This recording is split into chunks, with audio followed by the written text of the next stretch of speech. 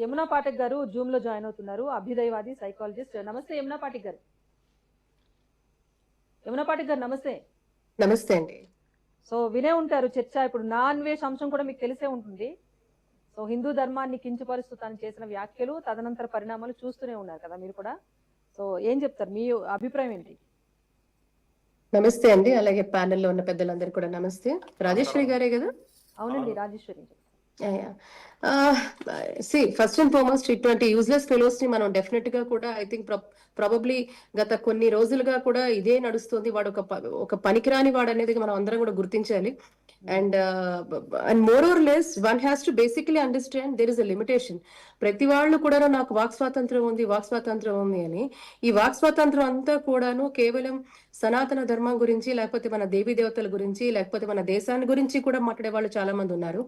అది వాళ్ళ వ్యక్తిగత ఒపీనియన్ వరకు వాళ్ళు అది కూడా పర్మిసిబుల్ లిమిట్స్ లో మాట్లాడితే తప్ప, because one they have to understand freedom of speech is not absolute. ఇది అర్థం చేసుకోవాలి. There are constitutional limits. Freedom of speech ఉంది అంటారు. ఎక్కడుంది? లేదు. There are certain constraints, there are certain constitutional limits.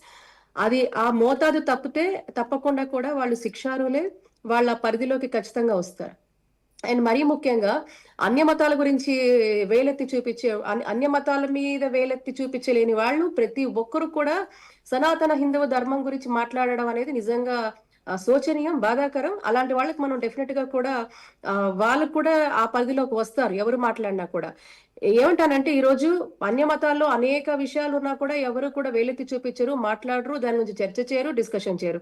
కానీ సనాతన హిందూ ధర్మం అంటే హిందువులు ఏం మాట్లాడరు, they are non reactive. So కాబట్టి ఏది మాట్లాడినా కూడా వాళ్ళు దే ఆర్ వెరీ టాలరెంట్ అని వదిలేస్తారు. కానీ సమస్య లేదు.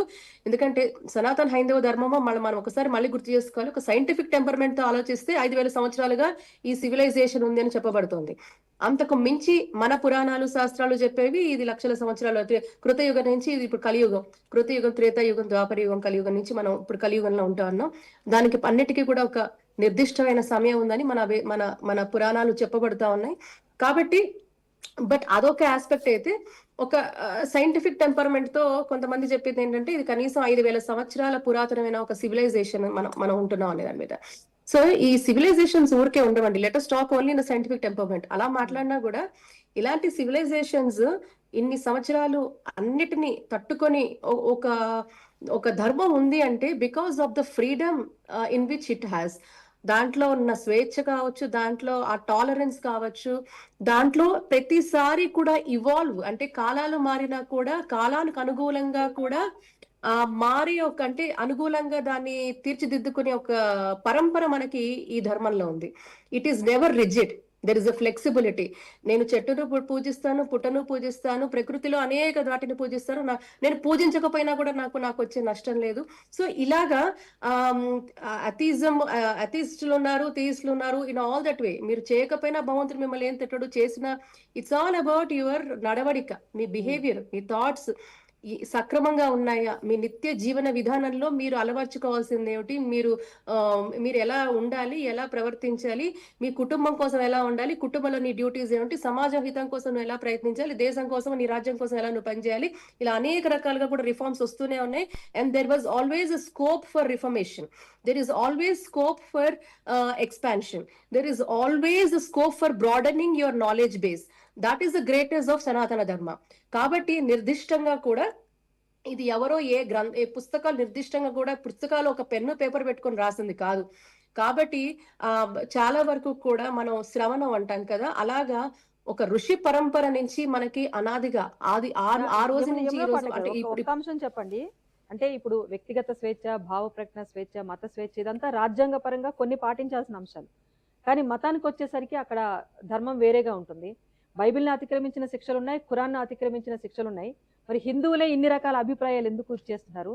హిందూ ధర్మం ఆచరించే విషయంలో కూడా ఒక కఠినమైన నియమాలు తీసుకురావాల్సిన అవసరం ఉంది అన్న వాదన కూడా మీకు అదే అంటున్నాను. మనకున్న స్వేచ్ఛ, మనలో రిజిడిటీ లేదు కాబట్టి ఇందాక మీకు ఇంత బ్రీఫ్ గా చెప్పాల్సి వచ్చింది.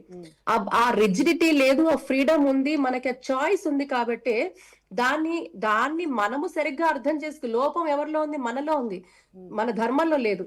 అది it is been very flexible, it is been very broad. అందులో మనకి చాలా స్పేసు ప్లేసు ఉన్నాయి. దాన్ని అర్థం మీకు అర్థం కాకపోతే, నాకు అర్థం కాకపోతే, నాకు నా ధర్మంలో ఏమీ లేదంటే ఎలా ఉండండి. Yes.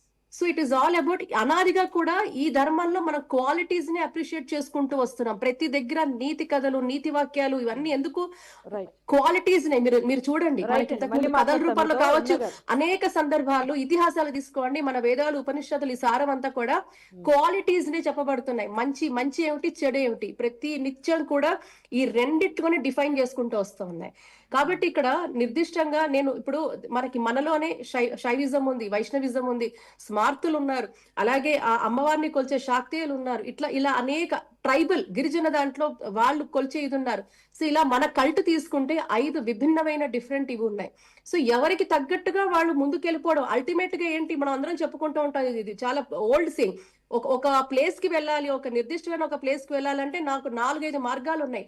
అందులో నాకు నచ్చిన మార్గంలో నేను వెళ్తున్నాను. ఈవెన్ గీతలో కూడా మీరు చూడండి, మనకి కర్మయోగం ఉంది, భక్తి యోగం ఉంది, ఇలాగ మీరు జ్ఞాన యోగం ఉంది. సో మీరు భగవంతుని చేర్చుకోవడానికి ఎటువంటి కల్ట్ తీసుకుంటారు, ఎటువంటి రాస్తా, which way is what you adopt is up to you. There is a choice for you.